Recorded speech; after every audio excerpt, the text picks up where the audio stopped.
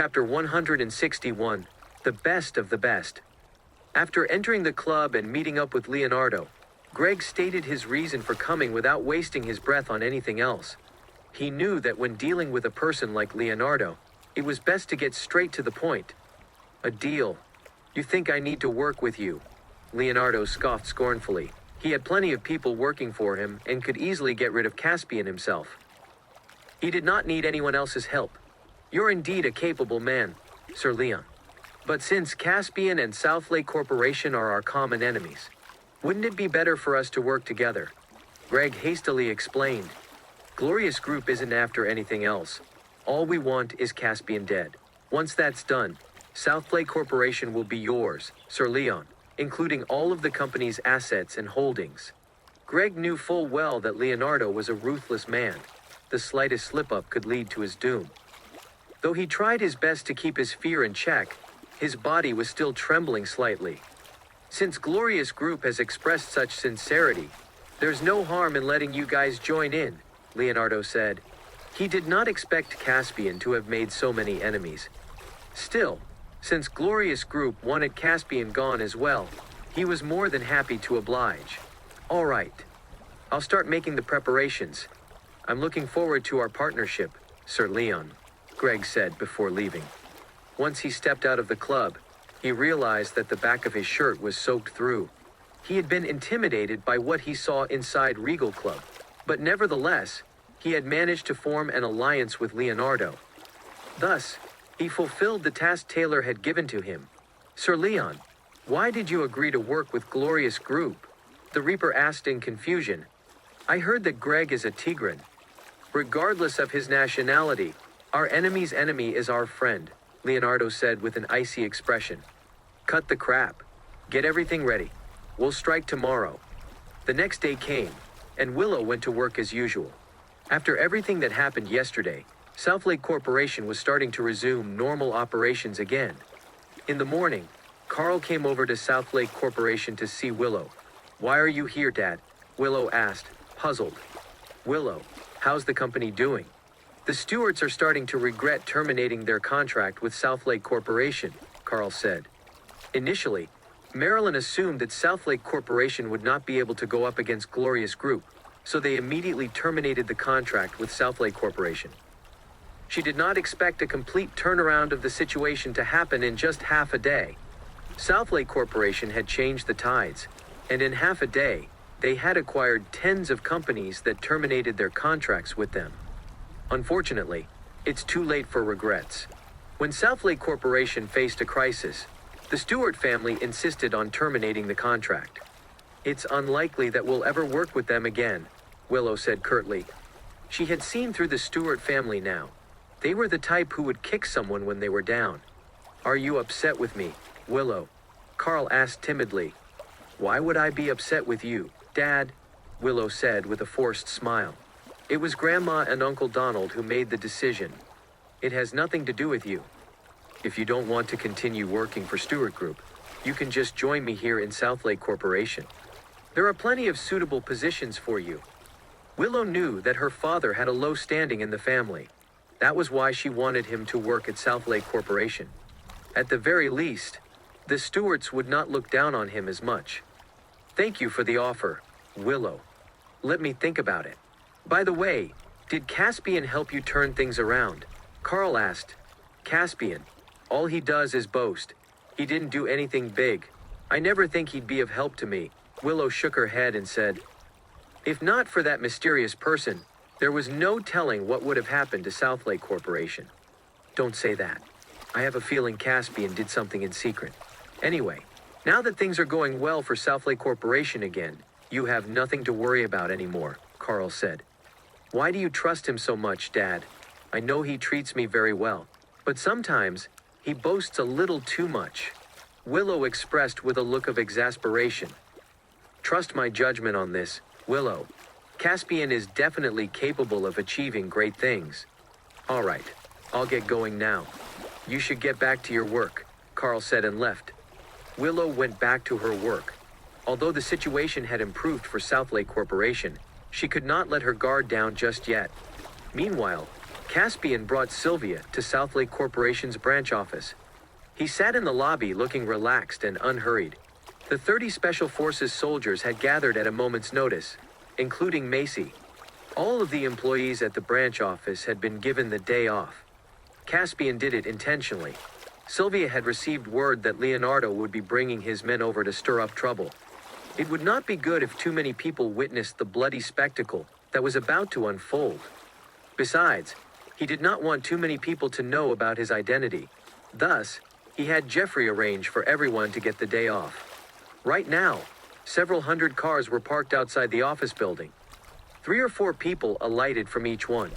The ominous-looking crowd of over 2,000 people stormed into the building.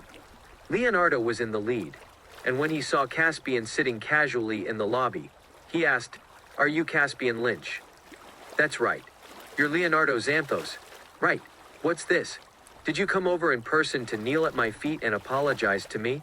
Caspian asked with a smirk. His arrogance infuriated Leonardo's subordinates, and they bellowed at him. "How dare a useless piece of trash like you disrespect Sir Leon? You've got a death wish, huh? Get on your knees and apologize to Sir Leon at once if you know what's good for you." Other similar comments followed. Leonardo guffawed condescendingly. "You see that? I have thousands of men with me. How are you going to fight against me?" He was going to take down the branch office before heading to the main office of Southlake Corporation. What a bunch of ignorant fools. "Sylvia, teach them a lesson," Caspian commanded.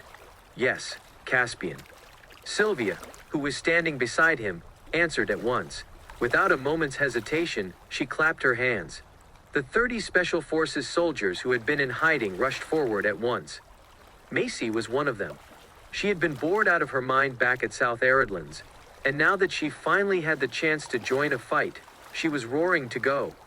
Despite seeing the group of 30 people emerging behind Caspian, Leonardo remained unbothered. His men outnumbered Caspian's people by nearly 100 times, so he did not pay any mind to the latter's backups. It was a piece of cake for his people to come out on top. "You fool. Do you think you can defeat me with just 30 people?" Leonardo sneered. He waved his hand, and the 2,000 fighters behind him immediately charged forward. In an instant, the 30 Special Forces soldiers were lost in the sea of Leonardo's subordinates. However, Caspian showed no sign of panic. Leonardo did indeed have a lot of people with him, but numbers alone were not an indicator of strength. The Special Forces soldiers from South Aridlands were the best of the best. They could easily handle Leonardo's henchmen. It was not unusual for them to stand alone against 100 opponents.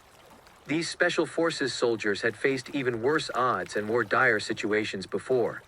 In a mission behind enemy lines, they often had to take out an entire army camp with just a few dozen of them. That was the reason why Caspian could maintain such calm. True enough, as the situation unfolded, Leonardo was stupefied. Never would he have thought that all 2,000 of his subordinates would be utterly defeated by just 30 people. Chapter 162 Death of the Supreme Leader of the Two Lakes area. Within the hour, all 2,000 of Leonardo's men had fallen. Meanwhile, Caspian's team of 30 Special Forces soldiers was still standing strong. The fight had only energized them. "That's impossible," exclaimed the leaders of the 8 forces as they stared at their subordinates, who were all lying on the floor. As they stared in disbelief at the scene before them, their hearts blazed with fury. The fighters that they had trained for countless years had nearly all been vanquished. The leaders of the 8 forces exchanged looks of rage. No longer able to stand by and do nothing, they charged forward to join the battle. "Back away, everyone. Macy and I will handle them," Sylvia commanded. Having watched the fight all this while, Sylvia could no longer hold herself back. She rushed forward as well. Macy nodded in response. Though she had just been in a vicious battle, she still had enough fight left in her. Soon, Sylvia and Macy, the 2 gorgeous women, fought the leaders of the 8 forces in battle. Noticing how strong the 2 women beside Caspian were, Leonardo called out, "Hey there, pretty ladies. Why don't you join me? I promise you'll get anything you want if you come over to me." Just a single one of them would prove to be of great help to him. Meanwhile, Sylvia and Macy fought fiercely. In an instant, They had taken down one of the experts. Are all of you useless? Can someone who's a little stronger step up? I'm getting bored, Macy taunted with a smug smirk. The 6 remaining leaders exchanged glances. Their anger was evident in their hostile expressions. How dared these 2 women mock them? The remaining 6 leaders charged in unison to get rid of Sylvia and Macy as swiftly as possible. All of the fighting only served to heighten Macy's bloodlust, which left both Sylvia and Caspian feeling rather exasperated. Macy was as eager for a fight as ever. This was why Caspian did not want to keep Macy with him. She was too impulsive and did not think twice before she acted. However, there was no doubt that Macy was a formidable fighter. Even the leaders of the 8 forces could not hold a candle to Sylvia and Macy. The Reaper was panicking as well. He came forward at once and said with a grim expression, "Let me join the fight, Sir Leon." Leonardo held his hand up to stop the Reaper. "Hold it. You're already heavily injured, and you can't defeat those 2 either." The Reaper stiffened, but he knew Leonardo was right. He had already lost to Sylvia once, and she now had Macy with her. If he joined the fight, he would be losing his life. "What should we do now, Sir Leon?" the Reaper asked. "Alas, we were too hasty this time. I didn't expect Caspian to have such a powerful force behind him. I'm afraid we're all doomed today." Sighing again, Leonardo continued, "The Reaper, head to Easton at once and look for my good friend Wiley Jennings. Tell him he must avenge me. Sir Leon, with how dire the situation is, how can I leave you?" the Reaper exclaimed. "Don't waste any more time. Leave at once, or otherwise, you'll die here today as well," Leonardo barked. Never would he have expected the Stuart family's matrilocal son-in-law to have such invincible underlings. Throughout this whole time, Caspian did not even lift a finger. "Yes, Sir Leon." With tears in his eyes, the Reaper left. Once his silhouette faded into the distance, Leonardo exhaled. Then, he looked at Caspian, who was sitting leisurely before him. "Even if I die, Caspian, you'll pay a heavy price. The score between us hasn't been settled yet," Leonardo declared. "Is that so? What else do you have up your sleeves? Come on, show me," Caspian mocked. He spotted the Reaper fleeing but was too lazy to do anything about it. The Reaper's escape did not affect anything. In fact, Caspian wanted to use the Reaper as bait to lure out the hidden powers behind them. Within minutes, all 8 leaders of the forces had fallen. Sylvia and Macy remained standing with their backs toward each other. "Who else is still standing? Do you have the guts to fight me?" Macy hollered with a ferocious expression. Since all of his subordinates had been defeated, Leonardo had no choice but to give it one last shot himself. "I'm going to fight to the bitter end today. Either you die, or I will," Leonardo declared as he charged toward Sylvia. In reality, he knew he had slim chances of winning against Sylvia and Macy. "I'll deal with this one, Sylvia," Macy said as she rushed forward as well. The 2 opponents began fighting each other. Macy was surprised to find that there was more to Leonardo than met the eye. "Now I see why you're so arrogant. You're a Tier 3 expert. It's rare to find someone as powerful as you in a place as unassuming as the 2 Lakes area. It's a shame that you won't be living past today," Macy remarked. A Tier 3 expert could be considered a formidable fighter, but it was not enough to defeat Macy.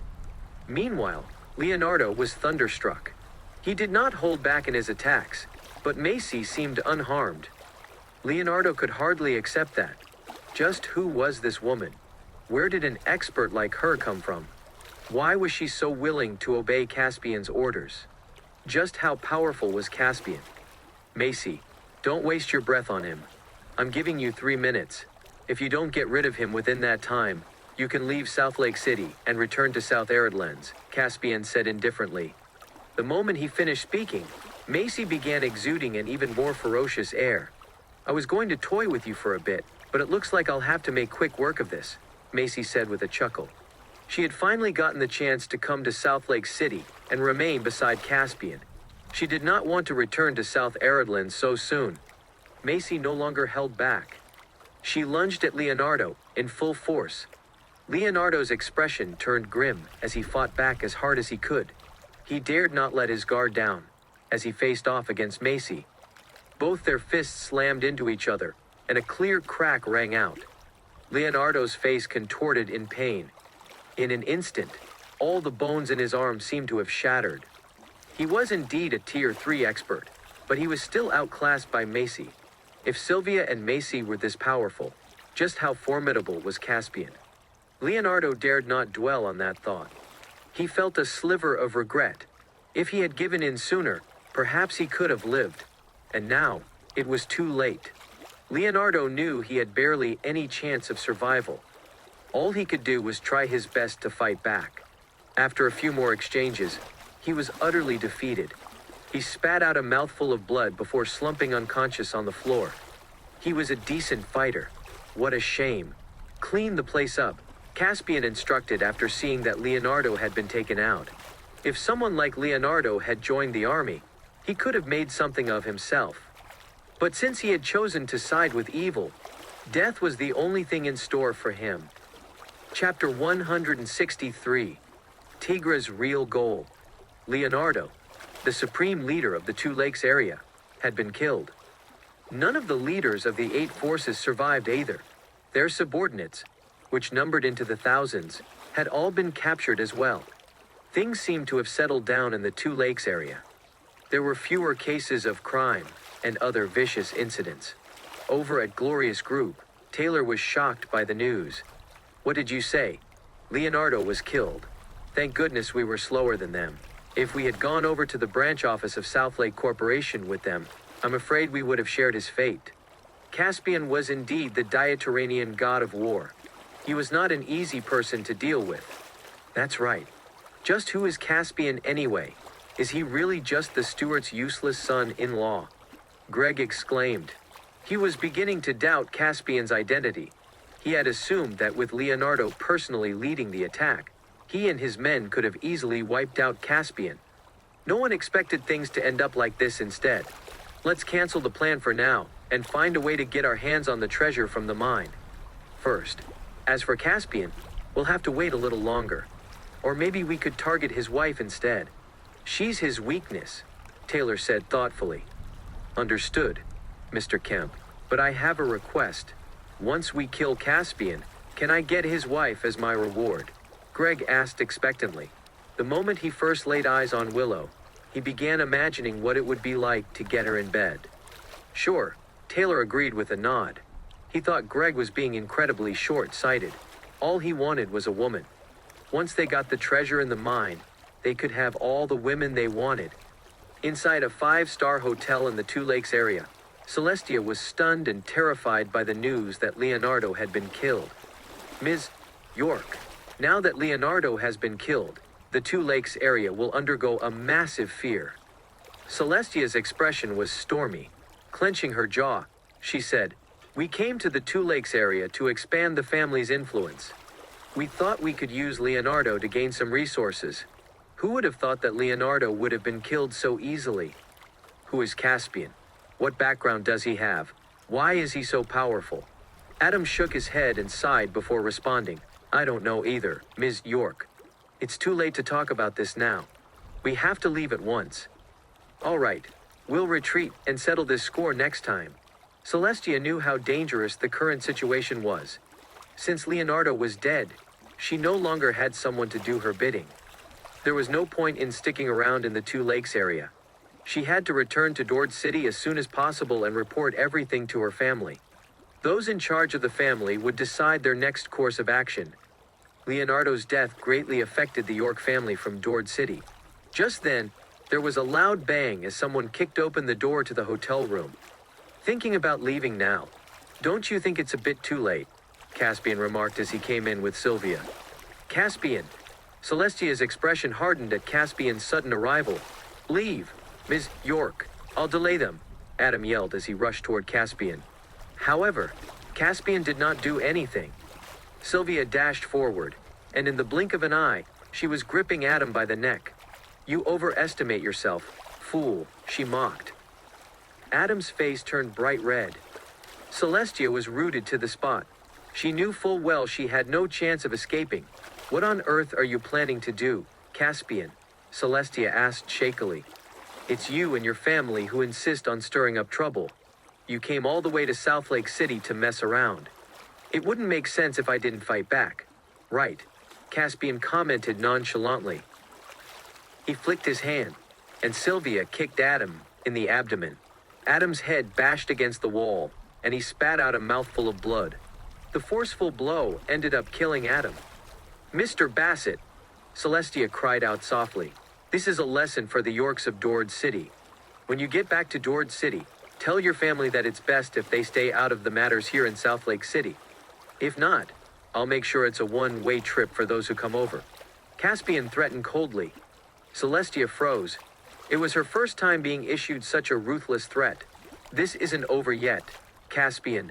We, the Yorks of Dord City, won't let you get away with this. Celestia uttered through gritted teeth. Soon after, she fled with her tail between her legs. After leaving the hotel, she booked the earliest flight back to Dord City and left South Lake City. After getting Sylvia to deal with Adam, Caspian left the hotel. Caspian, why didn't you tie up all the loose ends by killing Celestia York as well? Sylvia asked in confusion. Killing her won't do anything. Our true opponent is her family, the Yorks of Dord City. If they're adamant about pursuing this matter further, I don't mind wiping them off the face of the earth completely, Caspian said with a smirk.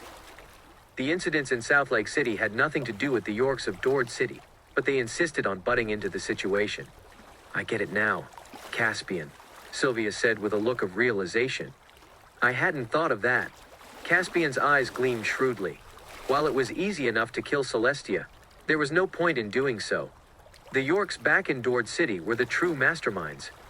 Leonardo was only able to lord over the Two Lakes area because he had their support. If he wanted to let Diatorians live in peace, he needed to get rid of all these dark forces hidden in the shadows. That was Caspian's goal, and it was also what the king of Diatoran hoped to see. After eliminating Leonardo and the others, Caspian got the Special Forces soldiers to clean up the place. Jeffrey would remain as the general manager of South Lake Corporation's branch office. As he had done a good job this time, Caspian was not inclined to kill him. He was undeniably many times more useful than the other Yorks like Nadia. As long as Jeffrey did as he was told, Caspian did not mind sparing him. They were on the road when Sylvia asked, Caspian, what should we do about Glorious Group? Even though Leonardo was gone, another threat still lingered in South Lake City. Glorious Group, the company with a Tigran investor. There's no rush. Just wait and see. Greg is just a pawn, Caspian said. Why do you say that, Caspian? Sylvia asked puzzledly. Do you think Tigra would let someone as rash and flashy as Greg be the main investor of a large corporation? Someone else must be pulling the strings behind him. Caspian shared his analysis. Well, we can't just sit around and do nothing, can we? Sylvia asked. There's no reason to feel nervous about Glorious Group. We've already brought out the funding. South Lake Corporation has resumed normal operations. What we need to do now is wait for Glorious Group to slip up. Once they do, we'll have a valid reason to wipe them out, Caspian said. Sylvia nodded. She understood what Caspian meant. Her spies had uncovered some information. There was a formidable team of elite Special Forces soldiers hidden inside Glorious Group. There were hundreds of them, and their real goal was to assassinate Caspian. Chapter 164. The Battle Strategist. So you're saying you're waiting for the people from Glorious Group to try to assassinate you, which is also going to be our chance. We can use that as an excuse to either get rid of Glorious Group or seize the company for ourselves. Sylvia deduced. When that happens, Tigra will have no choice but to accept the loss helplessly. Though this strategy meant putting Caspian in danger, it was also the best opportunity for them. That's right. We don't need to rush things. Let Glorious Group do whatever they want. The more money they spend, the happier I am. In the end, all of Glorious Group's assets will belong to Diatoran. Caspian declared. What a marvelous plan. Why didn't I think of it? Sylvia exclaimed in praise. You still have a lot to learn, Caspian commented with a faint smile. When we uproot the entire Glorious Group, I bet they won't know what to do. Now that the tides have changed for Southlake Corporation, I'm sure Glorious Group will continue to spend more money, which is exactly what we want. The more Sylvia thought about it, the more wonderful the plan seemed to her. Even though Glorious Group came in swinging, they forgot who they were up against. How could Caspian, the Diaturanian god of war, who planned and executed flawless strategies on the battlefield, lose to them? When did you learn to butter people up? You're going to have a lot of work to do. Keep an eye on every move Glorious Group makes. If you know both yourself and your enemy, you will never be defeated, Caspian said. As long as they were aware of everything Glorious Group did, they could strategize accordingly and make adjustments on the fly.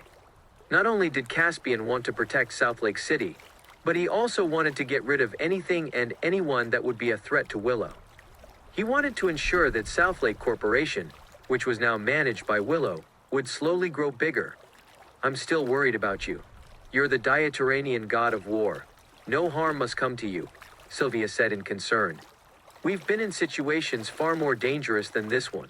Don't stress yourself out. Anyway, that's all for today. I'm going home now, Caspian said. He drove back to the villa. Willow was still at her office. By the time she got home, it was very late. Once she showered, the two of them lay in bed together. Hubby, did your classmate secretly help Southlake Corporation turn things around? Willow probed. She did not know who had invested $20 billion into the company. No, he's unaware of the situation. Why do you ask? Caspian responded in seeming ignorance. Willow gave a simple summary of the company's situation. Initially, Southlake Corporation was backed into a corner, but a mysterious person gave Jeffrey an investment of $20 billion. We bought over many of the companies who wanted to terminate their contracts with us, so the situation has improved a little. I see, Caspian remarked casually. Maybe it's just a kind-hearted Diatorian who couldn't stand seeing Glorious Group's attempt to monopolize the market, so he invested in the company. Don't worry. Maybe we'll end up buying up Glorious Group, too. How's that possible? You can't underestimate Glorious Group, even though we've overcome the crisis. We can't let our guard down yet, Willow said while shaking her head. Why wouldn't it be possible? Perhaps in the future, Southlake Corporation will become the biggest conglomerate in the Two Lakes area, and everyone will know about you, the CEO, Caspian declared. He knew it was only a matter of time before they took over Glorious Group. Let's go to sleep. Maybe we'll even dream about opening a branch of Southlake Corporation in Dord City. Willow rolled her eyes and said. The two drifted off to sleep. The next day, Caspian went to Southlake Hospital to treat his injury. Caspian, why did your wound split again? If you keep this up, it'll be very hard for you to recover fully. You need rest, Avon chided with a frown. I can't help it. There's been a lot of trouble lately, Caspian said. Let Sylvia, Macy, and the others handle things. You don't need to get involved, Avon replied. He was aware of the conflict between Caspian and Greg. Yes, I got it, Caspian replied indifferently. Just then, Macy arrived at the hospital. Why are you here? Caspian asked. His brows creased when he saw Macy. While she was somewhat willing to listen to orders when on a mission, she was difficult to handle at all other times. Are we going on any more missions like what we did yesterday? I can't stay in the hotel anymore, Macy said. She did not like having nothing to do. How can there be missions every day? From the way you're acting, there aren't enough bad guys in the world for you to deal with. Just be patient. If anything comes up, I'll let you know, Caspian said. Macy was a strange person. Others would long for peace, but she yearned for chaos. That way, she could revel in the fun of hunting the bad guys down. Caspian, why don't you take me sightseeing around Southlake City? We have nothing else to do anyway. Is your leg all right? Macy asked. I'd rather not. Go ask someone else. Caspian coolly rejected. What? You're letting me, a young woman, walk around alone in an unfamiliar place. What if the bad guys catch me? Macy whined. Caspian was speechless. Who would dare to abduct Macy? Only those with a death wish would do a thing like that. It seemed unlikely that anyone in Southlake City could take down Macy so easily. Judging by her performance in the fight yesterday, even several dozen burly men would not be able to overpower her. Oh, fine. What do you want to see? Let's go, Caspian said as he shook his head exasperatedly. If he did not give in, Macy would, no doubt, continue to pester him. Macy jumped for joy and dragged Caspian out of the hospital. She got into the driver's seat while Caspian sat in the front passenger seat. The car was cruising down a remote alley when they saw a middle-aged woman kneeling on the ground and crying her heart out. "Stop the car and see what's happening," Caspian said. "Yes, Caspian," Macy answered as she pulled up by the side of the alley. After getting out of the car, Macy approached the middle-aged woman and asked, "Excuse me, do you need any help?" The woman sobbed as she explained, "There was a van just now.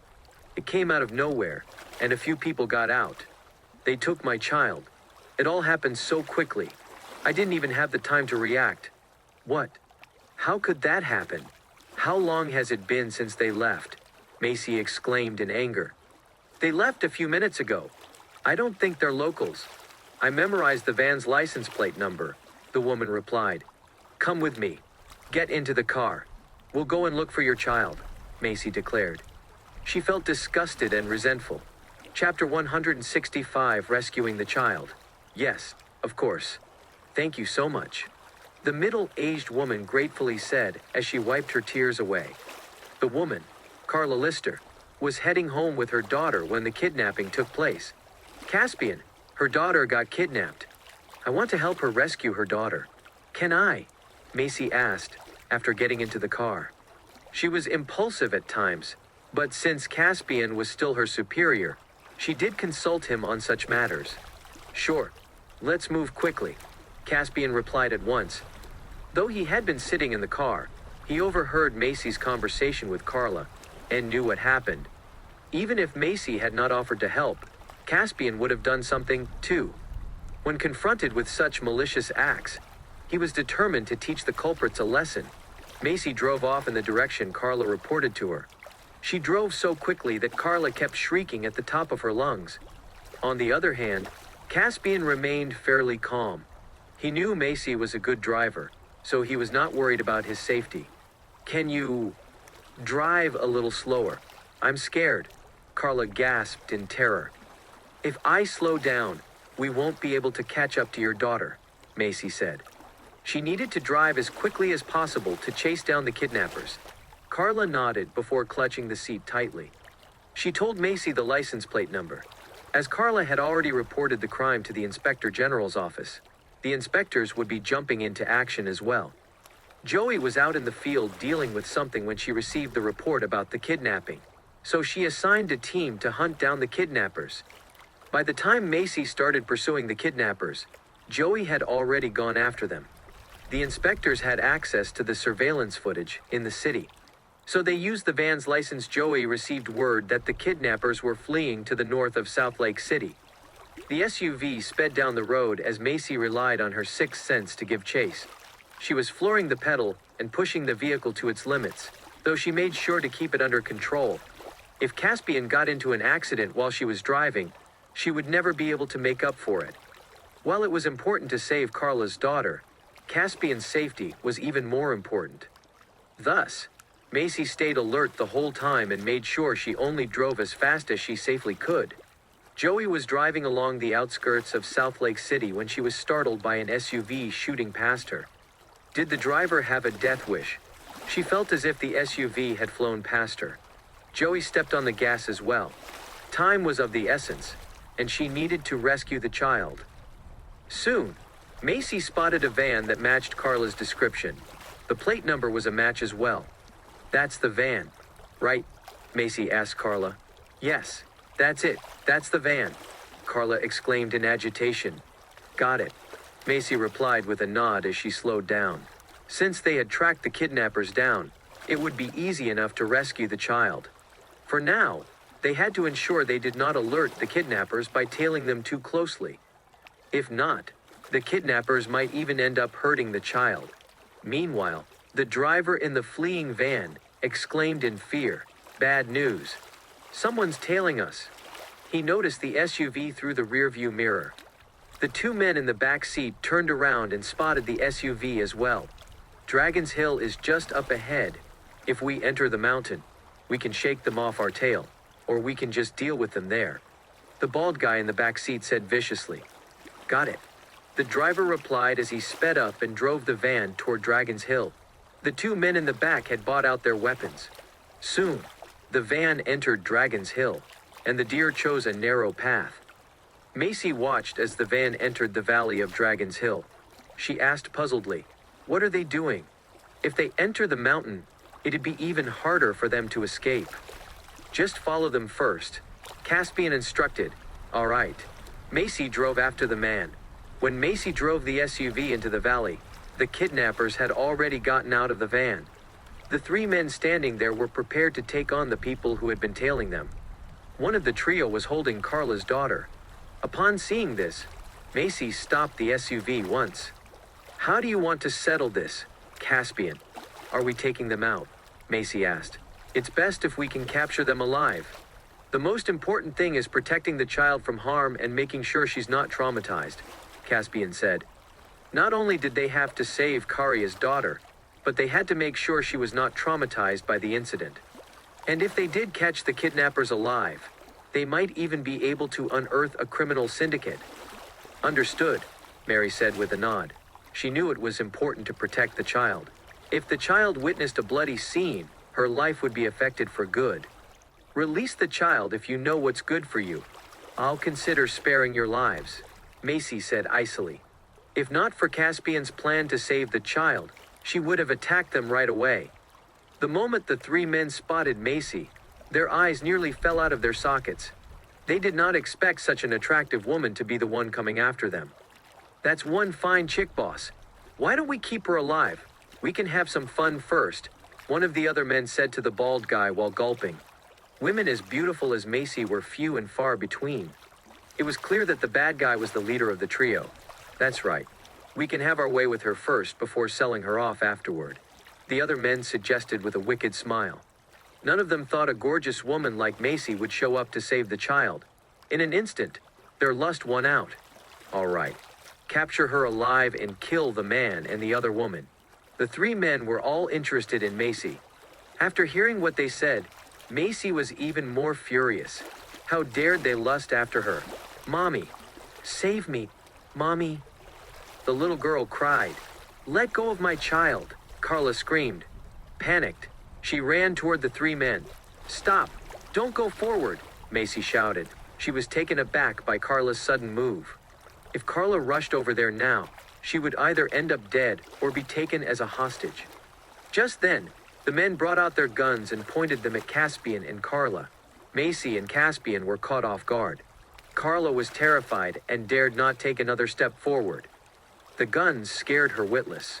Carla froze in panic. She did not know what to do. Then, three ear-splitting sounds echoed along the valley of Dragon's Hill. Chapter 166, The Secret of Dragon's Hill. Just then, Joey arrived and stumbled across the tense scene. She did not expect the kidnappers to have guns on them, and she was even more stunned to find Caspian confronting the kidnappers as well. However, her focus was on the critical situation. The kidnappers were already firing their weapons. Caspian and Carla were in danger. At the most crucial moment, Caspian crouched to the ground and brought Carla down with him. The bullets whizzed above them. Macy instantly brought out her handgun and pointed it at the three kidnappers. As a Special Forces soldier, she had a gun on her at all times. The three men were startled. None of them expected Macy to have a gun. By the time they noticed what she was holding, Macy had already begun firing. 3 bullets flew through the air. Since the men posed a threat to Caspian, Macy was not going to show any mercy. She could not afford to let anything happen to Caspian. Naturally, the 3 men's reflexes were not as agile as Caspian's. By the time the gunshot sounds registered in their heads, they had already fallen victim to the bullets. 3 howls of agony rang out. Their bodies crumpled to the ground, unmoving. Upon seeing that, Caspian rushed forward to cover the young girl's eyes. He did not want her to witness such a bloody sight. Joey was also startled by the sequence of events. This was her first time meeting Macy. and she wondered why the latter had a gun. Initially, Joey planned on capturing the kidnappers, but in mere seconds, Macy had killed all three of them. Meanwhile, Carla exclaimed in fear when she saw the three men going down. "Hold your daughter," Caspian instructed as he brought the girl to Carla. Joey immediately rushed forward. Meanwhile, the abruptness of Caspian's earlier attempt to save both himself and Carla from the bullets caused his wound to start aching. "Caspian, are you all right?" Macy asked in concern when she saw Caspian standing up with great difficulty. "I'm fine. The wound just got stretched a bit," Caspian said. It was only then that Macy recalled that Caspian had saved Joey by shielding her from a bullet. "Why did you kill them all?" Joey angrily questioned Macy. "Should I let them kill us instead?" Macy retorted curtly. Under those circumstances, things would have gone south if she did not react in time. "Where did you get your gun from?" Joey interrogated. "It's none of your business," Macy shot back icily. "I'm the head of the Inspector General's office in South Lake City, so how is it not my business? Go on. Test me. See if I don't arrest you right here, right now." Joey fumed.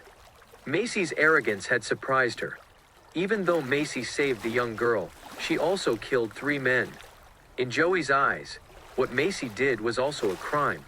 "You're under suspicion of illegally possessing a firearm, and you've also killed three men.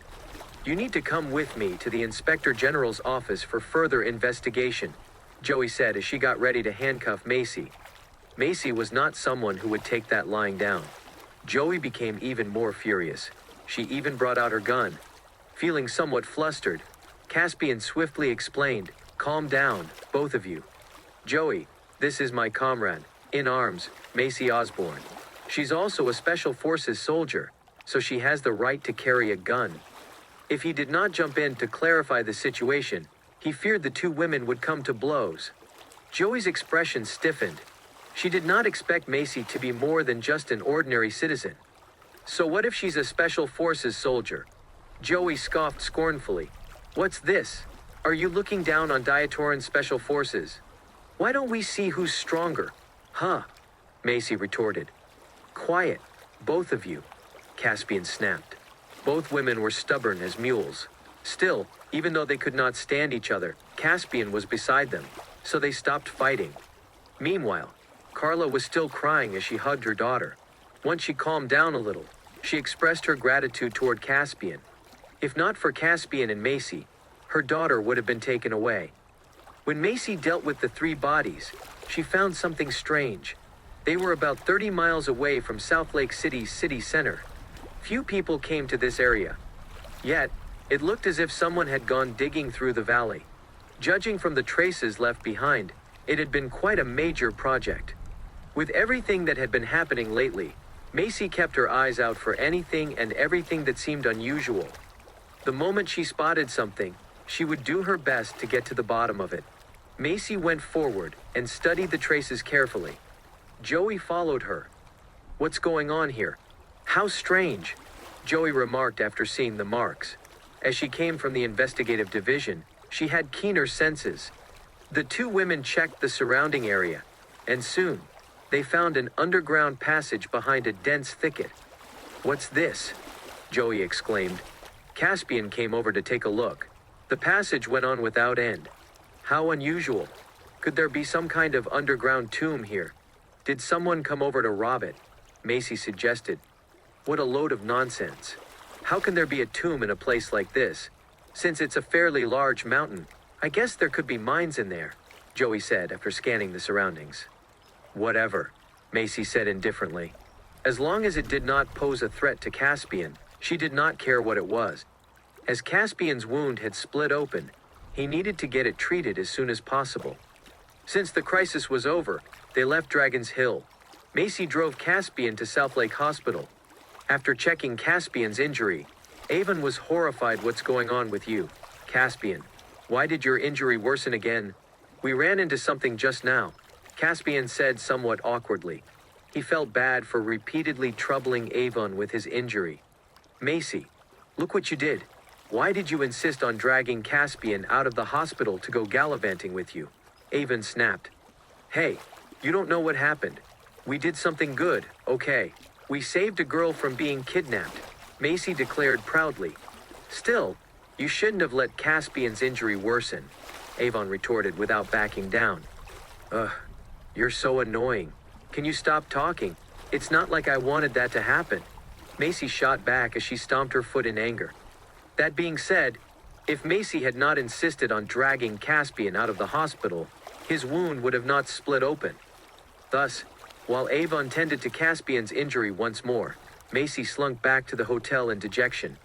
Ever since Caspian ruined Nicholas's face, the latter spent his days wallowing in the Archer residence.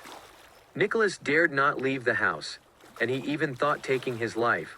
Darling, I thought of a way to avenge Nicholas. Nicholas's mother, Susan Meyer, said to her husband, Vince Archer. What's your idea?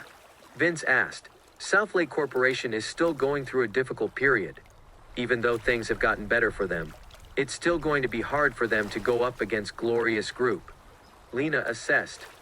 If we approach Southlake Corporation with a potential business partnership, and use a few tricks to take the company for ourselves. What are you talking about? How could we possibly take Southlake Corporation for ourselves? Xavier asked in confusion. We can lure Willow over under the guise of wanting to sign a contract with Southlake Corporation, and then we can have Nicholas force himself on her. Chapter 167, An Insincere Offer. Nicholas, who had been drowning in despair, immediately perked up when he heard his mother's suggestion. Susan filled him in on the plan she came up with. Wouldn't we be going a bit too far? It's a crime, Vince said worriedly. How can you say that? Nicholas was such a handsome young man. But look at him now. Caspian disfigured him.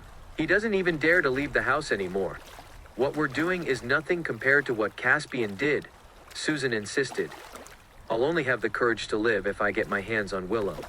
Otherwise, sooner or later, I'll take my own life. Nicholas declared.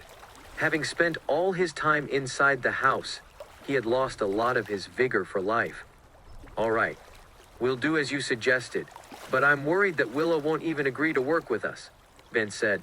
Southlake Corporation nearly went bankrupt a while back, even though they bought over a few companies and managed to stabilize their operations. It's going to be a huge challenge for them to go up against Glorious Group. Our family business is well established. If Southlake Corporation agrees to work with us, it'll be very beneficial for the company. Since it involves the company's interests, I'm sure she won't reject it, Nicholas declared with confidence. He thought Susan's idea was an excellent one. This was probably his last chance to get his hands on Willow. Fine. We'll invite Willow to a meeting tonight. Make the preparations, Nicholas, Vince said.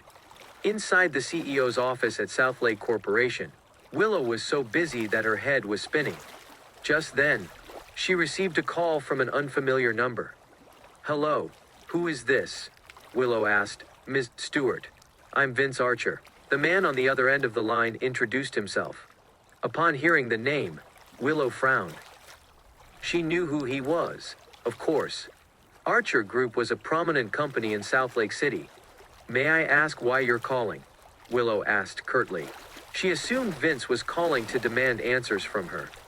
Not too long ago, Caspian had disfigured Nicholas, and the Archers would not stand by and do nothing. Archer Group is keen to collaborate with Southlake Corporation. Miss Stewart, is Southlake Corporation looking for partners in any of their projects? Vince asked. Willow was taken aback. What did the Archers mean by this? Caspian had ruined Nicholas's face. Yet, not only were the Archers not fighting back, but they were even suggesting a potential partnership. Willow could not help but feel skeptical. Isn't Archer Group involved in a project with Glorious Group? Why are you suggesting a collaboration with me? Willow asked doubtfully. We have terminated our partnership with Glorious Group. After all, Southlake Corporation has been established for over a decade. It has a good network of resources. I believe if Archer Group wants to focus on long-term development, it's better to work with you instead, Vince stated. But my husband disfigured your son. Don't you want revenge? Willow said. She did not think they would let the matter slide just like that. Let's not bring that up anymore. Nicholas was in the wrong. Besides, that's a personal matter. It has nothing to do with business. Since we're running a company, we should focus on the company's best interests. As long as there's profit to be made, we can all be friends. I hope you can consider working with us, Ms. Stewart, Vince said. He had come up with that excuse to persuade Willow. It's good that you think so. As business people, it's only natural to prioritize the company's best interests. If you're keen to work with Southlake Corporation, we can pick a time to discuss the deal in further detail. I'll be sure to offer the best project to you, Willow said with a chuckle. Thank you very much, Ms. Stewart. I'm sure Southlake Corporation will soar to greater heights and defeat Glorious Group, Vince replied. Even though Southlake Corporation was no longer facing a crisis, its position in the business world would be strengthened if it partnered up with Archer Group. By the way, Ms. Stewart, I hope we can meet at Harvest Hotel to discuss the finer details. What do you say? Vince finally voiced his true intent. Willow heard of Harvest Hotel before. It belonged to the Archers. After the incident at Silverstone Hotel, she felt more cautious about going to hotels, especially one that belonged to the Archers. Truth be told, she did not want to go over there. However, Southlake Corporation needed more business partners, so in the end, Willow decided to agree to the meeting. All right, let's meet at Harvest Hotel at 6:00 p.m. today, Willow said, after estimating the amount of time she needed to finish up her work. It would not be safe if she went over any later. She hoped she would be able to finish the negotiations as early as possible. Good. I look forward to working with you, Miss Stewart, Vince replied. Caspian, who had nothing else to do, came to Southlake Hospital again. Thanks to Avon's treatment, Lana and Elias were almost fully recovered. Lana's mood had improved a lot. Caspian, this doctor friend of yours is a miracle doctor. My dad has almost fully recovered from his injury, Stephanie said in excitement. She had been accompanying Elias the whole time, and seen how he got better each day. Let Avon take a look at your mother too. Now that Mr. Wildman is on the mend, I'm sure Mrs. Wildman is very happy. I'll try and find a way to let you return to your teaching position. Caspian abruptly recalled that Stephanie's mother, Veronica, seemed to be a little mentally unwell. All right. Thank you, Caspian. Do you think I still have a chance to teach again? Stephanie asked with a sigh. Don't worry. You're an excellent teacher. It'd be a great loss to our nation if you don't get to continue teaching students, Caspian firmly declared. Don't tease me. Southlake City High School won't be affected by my absence, Stephanie said as she shook her head. She did not believe she could go back to her teaching position. Nevertheless, she was happy that Elias could make a full recovery. Just then, Caspian received a call from Sylvia. He left the hospital ward to take the call. She only called when she had important matters to report to him. Caspian found an isolated spot before answering the call. What is it? He asked. Glorious Group has made a move, Caspian. Last night, we tailed the Special Forces soldiers from that company, and they went to Dragon's Hill in the middle of the night. Sylvia reported. Dragon's Hill. Why did they go there? Caspian asked puzzledly. Previously, he and Macy had gone over to Dragon's Hill to save a young girl. It looks like they're digging for something, Sylvia replied. Digging for something. Caspian was stunned. He instantly recalled the strange tracks he saw at Dragon's Hill the last time, as well as the dark underground passage behind the thicket. Could it be that they had gone treasure hunting in Dragon's Hill? Caspian found it hard to believe that. The Special Forces soldiers hidden within Glorious Group came from Tigra. They would not be digging into the mountain for no reason. There had to be some sort of secret behind this. Looks like they're searching for something. Caspian deduced with conviction. I think so, too. Sylvia agreed. Chapter 168, Walking into a Trap. But Dragon's Hill is such a remote place. What could have made them go through all this trouble? Sylvia asked in confusion. Perhaps it's a mine of some kind or maybe a treasure from an ancient tomb, Caspian suggested. It would not be unusual for a large mountain like Dragon's Hill to be home to an ancient tomb. If unearthed, it was bound to hold a wealth of priceless treasures. Caspian marveled over Joey's analytical skills. Previously, when she saw the underground passage, she had a feeling there was something suspicious about it. But we kept an eye on those people the entire night, and we didn't notice anything unusual. They left empty-handed, Sylvia said. They probably haven't pinned down the exact location yet. Continue to keep an eye on them, but don't take any action. Let's see what they're up to, Caspian instructed. Caspian felt the Tigrans had another motive for coming to South Lake City. While Glorious Group did indeed draw all the attention, the actions of these Special Forces soldiers were truly suspicious. Got it. If they're really here to dig up Diatoran's treasures, what should we do? They have over 500 elite fighters. They won't be as easy to deal with as Leonardo's men, Sylvia reminded concernedly. Don't worry. South Aridlands isn't too far from here. If needed, we can tell John to send the troops over. If they have the nerve to steal our treasures, we'll make sure they never step out of Diatoran alive, Caspian said. Understood, Caspian. Glorious Group seems to be nothing more than a distraction. What they're truly here for is to steal the treasures from Dragon's Hill. Sylvia finally understood what was happening. Glorious Group had been maintaining a high profile, but it was merely to divert attention. When it was almost time to get off work, Willow called Miranda into her office. You asked to see me, Miss Stewart? Miranda queried. Vince Archer of Archer Group called me out of the blue today. He wants to work with us, and he seems quite impatient about it, Willow said. What? Aren't the Archers working with Glorious Group? Why is he suddenly approaching us now? Miranda exclaimed disbelievingly. She knew what happened between Willow and Nicholas. I was suspicious too, but Vince said it's for the sake of Archer Group's long-term development. They're aware that Glorious Group belongs to a Tigran, so the company won't be staying in South Lake City for long. We agreed to meet at 6:00 p.m. today at Harvest Hotel to discuss the partnership. Can you come with me? Willow asked. Miranda had been working in South Lake Corporation all along, so she undoubtedly had a better understanding of Archer Group. It would be better if Willow brought her along for the deal negotiations. Harvest Hotel, why must we go there? Shouldn't they be coming over to South Lake Corporation instead? Miranda asked in confusion. That's not important. We've only just managed to overcome our crisis, and all the companies we bought over are fairly small ones. It's rare for a big conglomerate like Archer Group to be willing to work with us, Willow explained. I understand, but I heard about the conflict between you and Nicholas, Miss Stewart. Caspian even disfigured Nicholas's face. Are you sure the Archers are willing to make peace with us?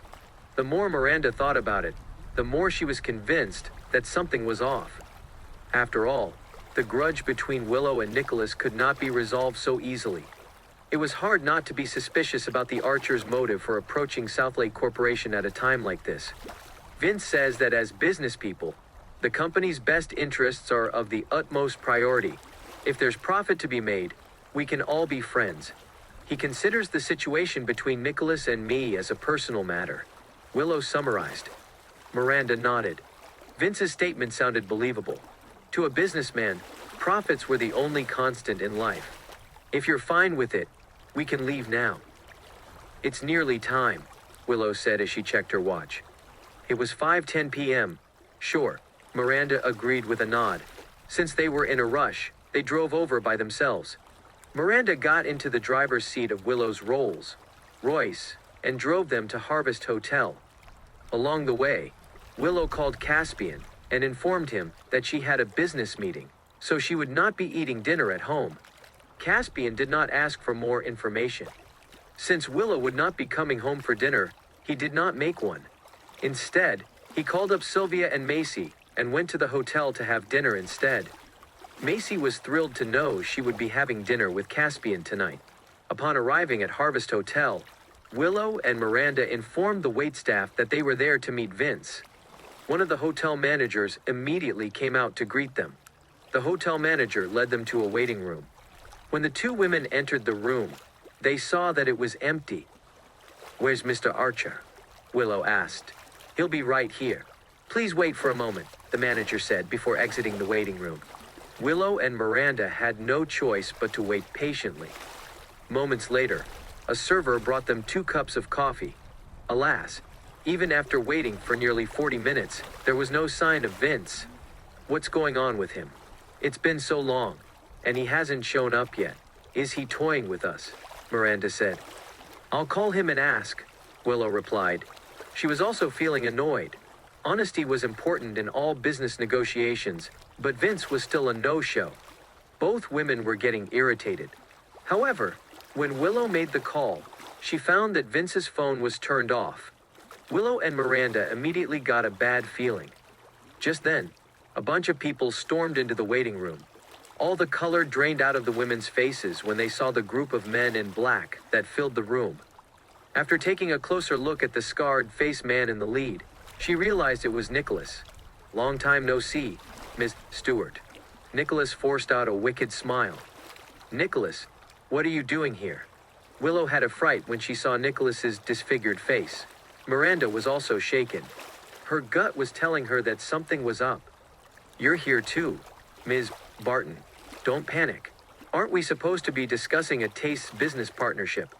I'm here as Archer Group's representative, Nicholas said with a sly expression. Why are you attending the meeting? Shouldn't your father be here?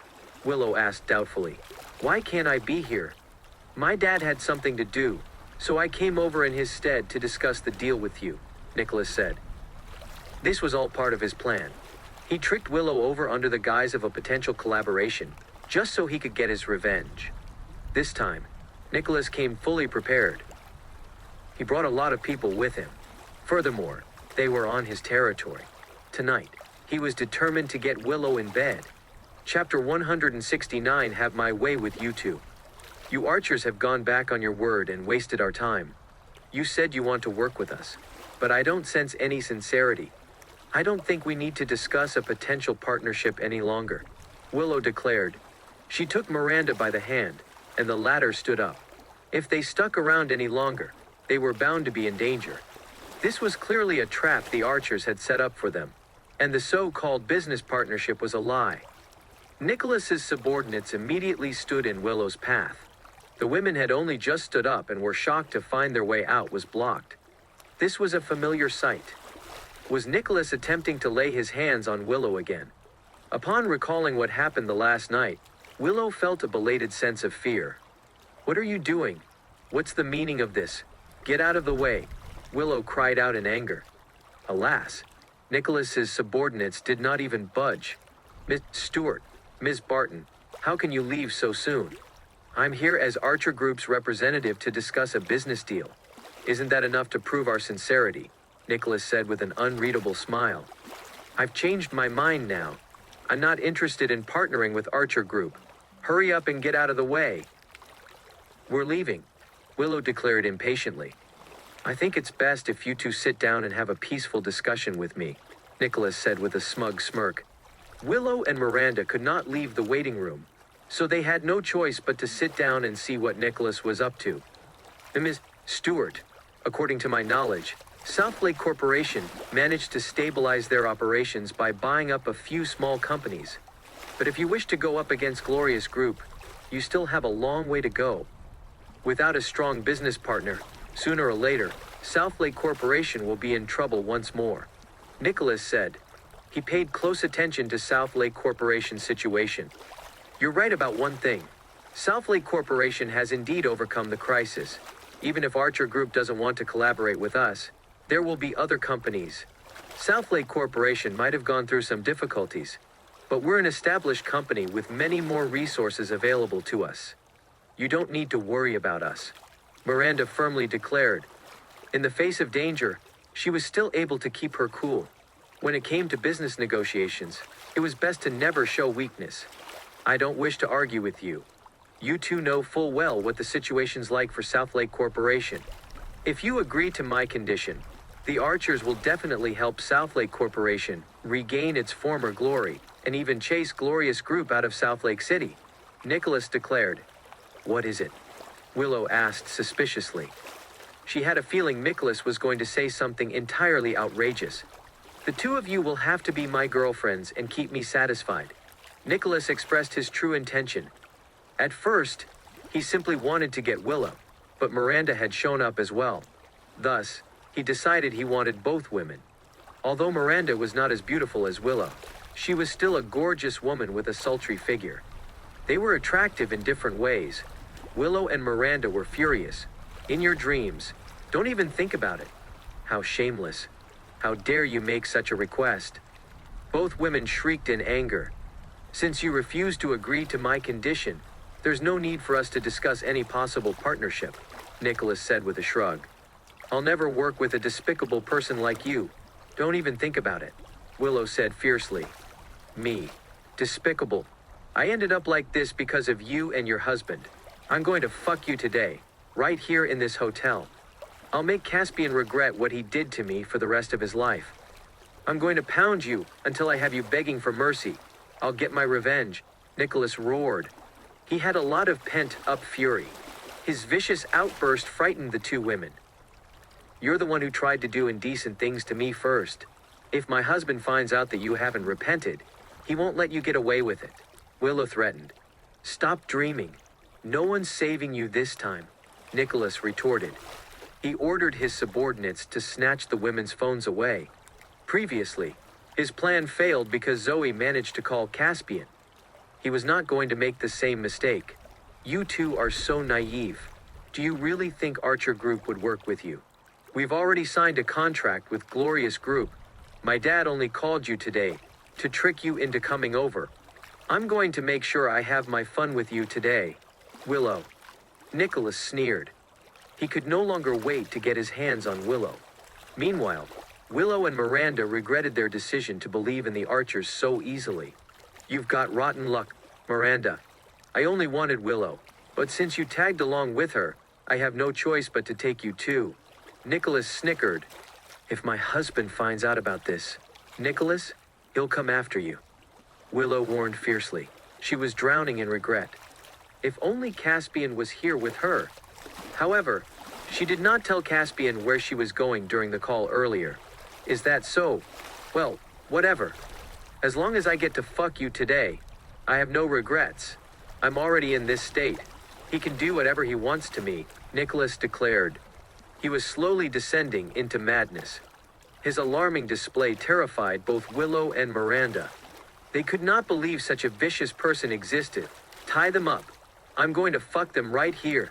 Nicholas barked at his subordinates. He did not want to waste any more time. Willow and Miranda got up and tried to back away, but there was nowhere for them to run. Nicholas's men caught them and dragged them out of the waiting room. Help! Save us! Someone, please save us! The women screamed at the top of their lungs. They knew that once they were taken away, only their worst nightmare awaited them. Unfortunately for them, Harvest Hotel belonged to the Archers, and Nicholas had set everything up already. They were surrounded by people under the Archer family's command. No one paid any attention to the women's screams. Scream all you want. No one's going to save you. Nicholas gloated. Once he brought them up to the suite, he could have his way with them. Willow and Miranda felt utter despair. Despite their pleas for help, none came. Just then, someone cried out, "Let go of Willow." Startled, everyone turned toward the speaker. The voice had made Willow freeze as well. She saw a security guard rushing over. After taking a closer look, she realized the man looked familiar. He was Matthew Bowen, and he previously worked as the head of the security team at Willow's previous company. Later on, he resigned due to family matters. At the time, Willow had treated him fairly well and helped him resolve some of the difficulties he and his family faced. She did not expect to run into Matthew again in this hotel. Willow, are you all right? I'll save you. Brandishing the metal baton in hand, Matthew charged forward without hesitation. Chapter 170. Be my personal bodyguard. Matthew was surprised to run into Willow at the hotel. When he was working as the head of the security team at Willow's previous company, his mother had been hospitalized. Her medical bills were more than he could afford, and when he first started asking for donations, Willow helped him. She had given him a sum of money to use for his mother's treatment, without asking for anything in compensation. Later on, Matthew had to leave the company so that he could take care of his family. Still, he never forgot the kindness Willow had shown him. Now that she was in danger today, he immediately came forward to help her. How dare a security guard like you interfere? Do you want to lose your job? Nicholas roared in anger when he saw that a security guard employed by his own family's hotel, had come to stop him. Nicholas's subordinates were unbothered by Matthew's presence. They did not think he could stop them. "What are you doing? Let go of Willow at once. We're living in a lawful society. If you don't release her, I'll call the authorities," Matthew yelled. "You really don't know what's good for you, huh? Teach that security guard a lesson," Nicholas roared impatiently. His desire to take Willow and Miranda for himself was so overwhelming that he did not want to waste any more time on Matthew. Nicholas's subordinates swiftly rushed forward. "Matthew, leave quickly. Find a way to call the authorities. Let the inspectors come and rescue us," Willow cried out frantically when she saw Matthew charging over alone. Nicholas's men numbered more than 20. Matthew could not go up against them. It was better to report the case to the authorities instead. Willow thought he was their only hope of avoiding this terrible fate. "Don't worry, Willow. These thugs can't defeat me," Matthew declared confidently. Willow had done him a huge favor. He could not possibly stand back and let something horrible happen to her. Alas, he had no time to waste. His phone was still in the security room. If he tried to call the Inspector General's office now, by the time they arrived, it would be too late. Plus, Matthew did not think much of Nicholas's subordinates. He was sure he could deal with them. Willow did not expect such a show of confidence from Matthew. He was set on taking on Nicholas's men by himself. This left her feeling rather exasperated. She thought Matthew was being too reckless. Miranda was startled, too. She did not know how Willow and Matthew were acquainted. Her only concern now was whether or not Matthew could truly defeat so many opponents and save them. In the blink of an eye, Nicholas's men had reached Matthew. The first to arrive immediately threw a punch at Matthew's face. Matthew did not back down. He swung his fist right back at his assailant. There was a loud crack, followed by a howl. Matthew had shattered the arm of the bodyguard who attacked him, and the man was sent flying backward. Willow and Miranda were stunned. To their amazement, Matthew was indeed an adept fighter. That explained why he was confident enough to challenge Nicholas's men despite being outnumbered. Willow suddenly recalled that Matthew once mentioned he was trained in martial arts. Nicholas was astonished when he saw Matthew defeating one of his men with a single punch. When did such a formidable person join the hotel's security team? The rest of Nicholas's subordinates were stupefied as well. However, they did not retreat. Instead, they charged as a group. In spite of the number of assailants he was up against, Matthew showed no fear. He barreled into the crowd. Cries of agony rang out repeatedly. None of the bodyguards could hold a candle to Matthew. Though they were greater in number, the location limited what they could do, and they could not fully gang up on Matthew together. Plus, the fight only seemed to excite Matthew. He became more and more ferocious as the fight went on. Nicholas watched as his men were defeated one by one. His expression slowly turned grim. It had been a flawless plan. He was only one step away from getting what he wanted. Who would have thought that such a skilled security guard would show up at the hotel? Who was this man? Why did he not know about him? If Nicholas had known that such an expert fighter was working for the hotel, he would have hired the man as his personal bodyguard. On the other hand, Willow and Miranda were thrilled to see that Matthew was gaining the upper hand in the fight. Just moments ago, they felt nothing but despair, but Matthew's arrival had given them hope. Within minutes, Matthew had defeated all of Nicholas's men. With blazing eyes, he clenched his fists and marched toward Nicholas. The bodyguards remained on the floor with pained expressions. They could not even stand up, let alone protect Nicholas. Nicholas trembled in fear as he watched Matthew approaching. It was a familiar sight that reminded him of what happened the last time Caspian taught him a lesson. Nicholas thought he had eliminated all the possible things that could go wrong this time. He did not expect a security guard to throw a wrench into his plan. Once the women saw that Matthew had defeated all the men, they were finally able to breathe a sigh of relief. "What are you doing?" Nicholas asked fearfully. "You bastard. Why are you trying to harm Willow?" Matthew questioned ferociously. "It's just a misunderstanding. I only wanted to escort them up to the suite," Nicholas said shakily. "Do you take me for a fool? I saw everything you did just now. You wanted to assault Willow. Matthew said with a stormy expression. Knowing that Matthew would not be fooled by his lies, Nicholas changed tactics. He said, "Hey, man, let's just talk. Yeah, this hotel belongs to my family. I'm the oldest son of the Archer family. You look like a good fighter.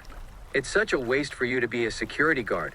Why don't you be my personal bodyguard? I promise that you'll have a life of luxury. It'll be 10,000 times better than being a security guard." Ha, don't even think about it. Who would want to be a personal bodyguard to someone like you? Matthew scoffed derisively. Furthermore, Willow had helped him out a lot in the past. He could not betray her for selfish reasons. Think carefully. Now, not everyone gets this chance, you know, Nicholas advised. He had a feeling that money would make Matthew sing a different tune. As long as he managed to get Matthew on his side, his plan would not fail. He could take Willow and Miranda up to the hotel suite and ravage them. Nicholas did not want to miss such a one-in-a-million opportunity. "If you become my personal bodyguard, I can give you an advance of $3 million as your annual salary, and you'll get an increment every year. If you say yes, I'll transfer the money to you right away." Nicholas offered the sweetest deal he could think of.